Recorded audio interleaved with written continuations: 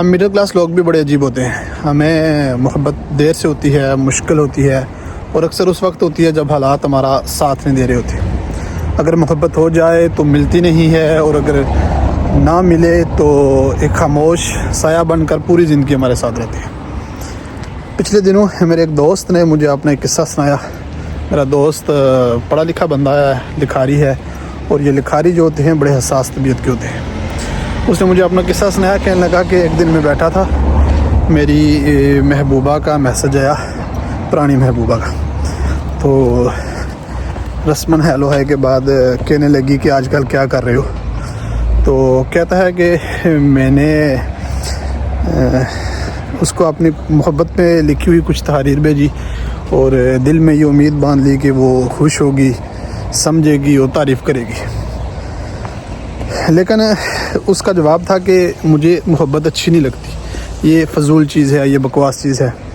کہتا ہے کہ مجھے اس کے اس جواب سے بڑا دکھ ہوا, اور میں نے اوکے لکھا اور موبائل واپس رکھ دیا. تھوڑی دیر کے بعد اس کے دوبارہ سے میسج آیا, بلکہ اس بار 2-3 میسج اکٹھے آئے. اس نے فون اٹھایا, اس نے دیکھا کہ کچھ اسکرین شاٹ تھے, اور نیچے لکھا ہوا تھا کہ یہ لڑکی کون ہے جو تمہیں سوشل میڈیا پہ سٹاک کر رہی ہے, تمہیں فالو کر رہی ہے, ہر پوسٹ پہ اس کی حاضری ہے, یہ کون ہے. کہنے لگا کہ میں نے اس کو کہا کہ میں نہیں جانتا, اور دل ہی دل میں یہ خوشی محسوس ہوئی کہ ابھی یہ جو محبت سے بددلی کا اظہار کر رہی تھی وہ کسی لڑکی کا پوچھ رہی ہے. اس کا مطلب ہے کہ اس کو کہیں نہ کہیں مجھ سے ابھی بھی محبت ہے. تو بہرحال وہ کہنے لگا کہ کچھ مزید گفتگو کے بعد اس نے دوبارہ سے وہی پہلا والا پینترا پکڑا اور محبت سے لاتلکی کا اظہار کر دیا. اس پوری کہانی کے بعد میں نے اس کے اوپر مزید انالائزنگ جب کی تو مجھے کچھ چیزیں عجیب بھی لگی, کچھ چیزیں دلچسپ بھی لگی, اور کچھ چیزیں سمجھنے والی بھی لگی. میں اس کا جو پہلا اینگل دیکھتا ہوں یا زاویہ دیکھتا ہوں, مجھے یہ لگتا ہے کہ اتنے ٹائم کے بعد اس کی پرانی محبوبہ کی طرف سے میسج آنا, اور میسج کے بعد اس کا خوشی کا اظہار کرنا, اور کچھ پل کے لیے ہی صحیح لیکن آپس میں گفت و شنید کرنا, یہ کہیں نہ کہیں ایک ذہنی سکون کی کیفیت ہے. یعنی کہ وہ دانوں جو اپنی زندگی میں بہت آگے بڑھ چکے ہیں اور جن کا اپنی زندگی اب تقریباً سیٹل ہو چکی ہے, وہ جب ایک دوسرے سے بات کر کے سکون حاصل کرتے ہیں تو اس کا مطلب ہے کہ وہ اپنے لائف پارٹنر یا شریک حیات سے کچھ ایسی دوری پہ ہیں, کچھ ایسے ڈسٹینس پہ ہیں جہاں سے ان کو مینٹل ہیلتھ نہیں مل رہی, یا ذہنی جو تشنگی ہے وہ نہیں مل رہی. تو کچھ لوگ ایسے ہوتے ہیں جن کے ساتھ آپ کو سکون ملتا ہے. شاید یہ پہلا اینگل تھا کہ وہ ایک دوسرے سے سکون محسوس کر رہے تھے. لیکن یہاں پہ میرے خیال میں ایک دوسرا اینگل بھی ہے. دوسرا اینگل تھا اپنی جب ہم لوگ بلوغت کی عمر میں داخل ہوتے ہیں تو ہمارے جسم میں فزیکل تبدیلیوں کے علاوہ کچھ ذہنی تبدیلیاں بھی رونما ہوتی ہیں. مثلاً ہم چیزوں کو دیکھنا شروع کرتے ہیں, سمجھنا شروع کرتے ہیں, چیزیں ہمیں پرکشش لگنا شروع ہو جاتی ہیں, اور اسی دوران ہم کیا کرتے ہیں کہ ہم دیکھا دیکھی یا پھر اپنی ذہنی یا فزیکل سکون کے لیے محبت کا ایک نعرہ بلند کرتے ہیں کہ ہمیں محبت ہو گئی ہے, اور پھر اس پورے جذبے کے لیے ہم کسی ایک انسان کا انتخاب کر لیتے ہیں اور اس کو اپنا محبوب تصور کر لیتے ہیں, مان لیتے ہیں, اور پھر ہماری اس سے بات چیت شروع ہو جاتی ہے اور ایک لو سٹوری کا آغاز ہو جاتا ہے. اچھا ہے, لیکن یہ کیا ہوتا ہے کہ ہم اس انسان کا غلط انتخاب کر لیتے ہیں. بہت جلد پھر اس پورے کہانی کا, پوری سٹوری کا ڈراپ سین ہو جاتا ہے, اور پھر کچھ لوگ نعرہ بلند کرتے ہیں موگوان کا, اور کچھ لوگ پوری زندگی دیوداس بن کے گھومتے ہیں. بہرحال دونوں ہی صورتوں میں انسان اندر سے ٹوٹ جاتا ہے, اور وہ محبت جو ہوتی ہے وہ کہیں نہ کہیں اندر چھپ کے بیٹھ جاتی ہے. یہاں ایک تیسرا زاویہ بھی ہے. تیسرا زاویہ اکثر یہ ہوتا ہے کہ جب انسان پہلی محبت میں ہار جاتا ہے تو وہ پھر دوسری محبت کرتا ہے, اور ہارنے کے بعد تو وہ اکثر نعرہ بلند کرتا ہے کہ اب مجھے کسی پہ یقین نہیں ہے, میں ٹوٹ چکا ہوں, مجھے کسی سے محبت نہیں کرنی.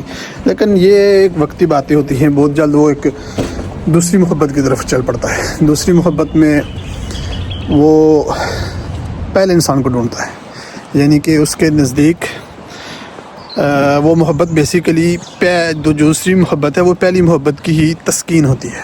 وہ چاہتا ہے کہ پہلی محبت، پہلا محبوب مجھے دوسرے محبوب کی صورت میں دکھائی دے، اور اس میں وہ نہ تو بھرپور طریقے سے پہلی کو بول سکتا ہے اور نہ ہی پراپر طریقے سے دوسری محبت کو اپنا سکتا ہے، یعنی کہ وہ ایک منجدار میں پھنسا رہتا ہے. اب یہاں پہ پرابلم محبت کی نہیں ہے کہ محبت بری چیز ہے، اور نہ ہی پرابلم یہ ہے کہ جو لوگ اس محبت کو کر رہے ہیں وہ کچھ غلط کر رہے ہیں. پرابلم یہ ہے کہ وہ محبت کو سمجھ نہیں رہے، اور دوسرا یہاں پہ دو بیسک چیزیں، ایک وہ محبت کو نہیں سمجھ رہے، دوسرا وہ اس شخص کا انتخاب صحیح نہیں کر رہے. پھر سوال یہ پیدا ہوتا ہے کہ محبت کو سمجھا کیسے جائے. میرے نزدیک اگر آپ انجینئر ہیں تو میرے نزدیک محبت 3 ستونوں پہ کھڑی ہے، اور اگر آپ کوئی سائنٹسٹ ہیں یا کچھ اور ہیں تو پھر محبت 3 ادوار میں سے گزرتی ہے یا 3 سٹیج میں سے گزرتی ہے. کشش، ذہنی سکون اور شعوری ذمہ داری. کشش آپ کی زندگی میں دروازہ کھولتی ہے، یعنی کہ کوئی انسان آپ کو اٹریکٹ کر سکتا ہے.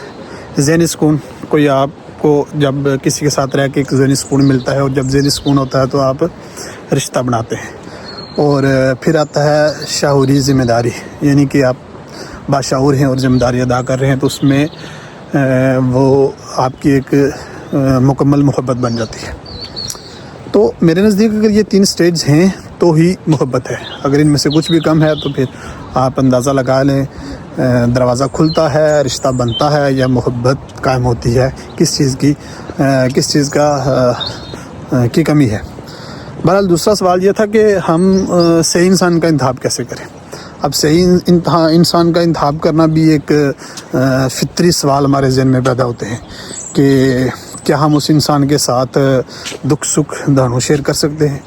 غصے میں ہم اس انسان کے ساتھ کیسے بیہیو کرتے ہیں، کیا ہم ایک دوسرے کے غصے کو برداشت کرتے ہیں یا خاموشی ہو جاتی ہے، ناراضگی ہو جاتی ہے.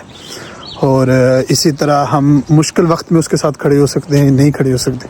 یہ بنیادی چیزیں ہم جو ان کو سوچ سمجھ کے ہم ان چیزوں کو پرکھ کر اس انسان کا انتخاب کرتے ہیں.